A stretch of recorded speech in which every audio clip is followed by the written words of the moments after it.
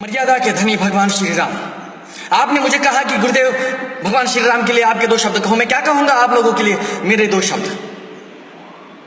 मेरी ये जीवा भगवान श्री राम का वर्णन भला कैसे कर पाएगी। जिस देश में मैं रहता हूं, जिस देश में मैंने जन्म लिया, जिस देश में मेरी श्वास चलती है, जिस देश का अनाज मैं खाता हूं, और जहां पर मुझे दफन हो जाना है, जल करके नष्ट हो जाना है, वहां के भगवान श्री राम का वर्णन करने के लिए आप मुझे कहते हो।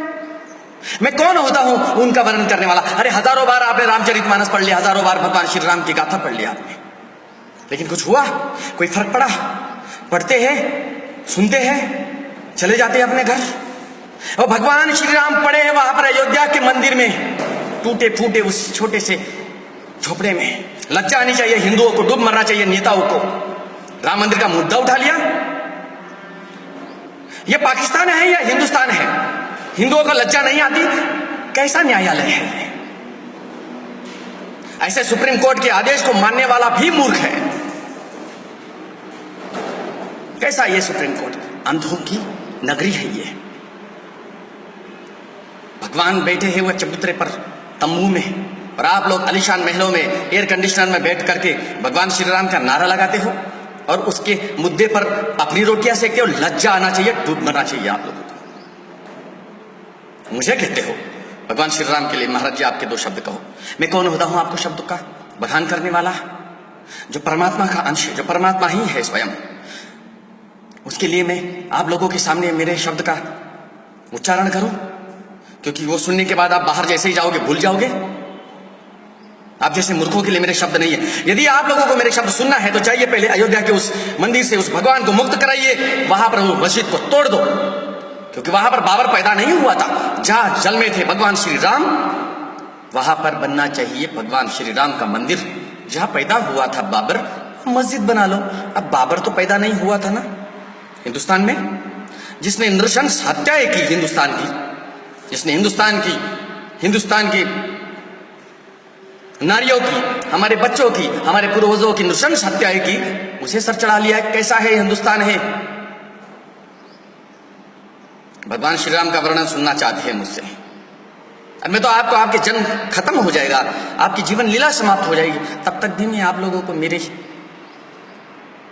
द्वारा भगवान श्री राम का वर्णन सुनाता रहूंगा। समाप्त हो जाएगी आपकी जीवन लीला, लेकिन मेरा द्वारा बखान किया हुआ भगवान श्री राम का चरित्र समाप्त नहीं होगा। इतना विशाल विराट समुद्र है वो, सागर है वो, और आप सुनना चाहते हो भगवान श्री राम की लीला मेरे मुख से।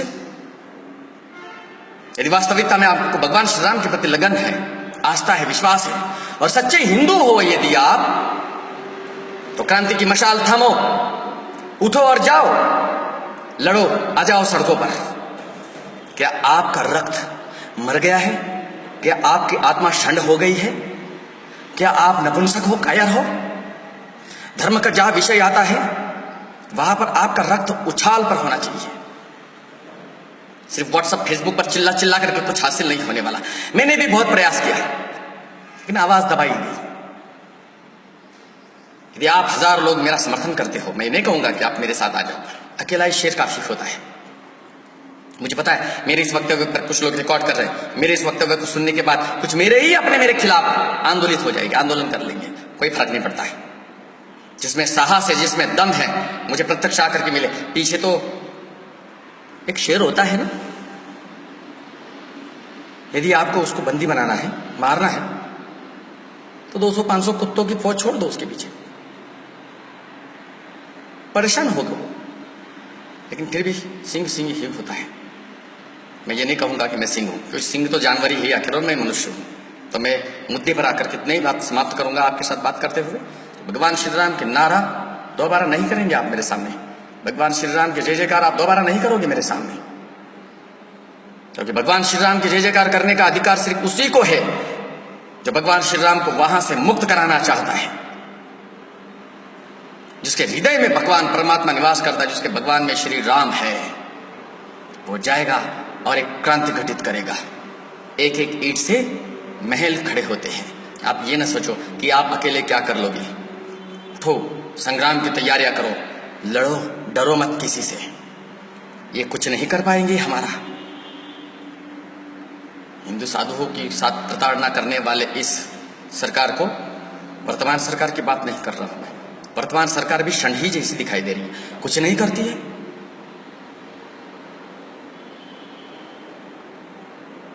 चलो आगे बताऊंगा मैं आप लोगों को, बस अब इतना ही समझ लीजिए। भगवान श्री राम की जय जयकार करने से पहले आप अपने गिरबान में झांक लीजिए कि क्या भगवान श्री राम की जय जयकार करने से पहले आप उस लायक हो या नहीं हो।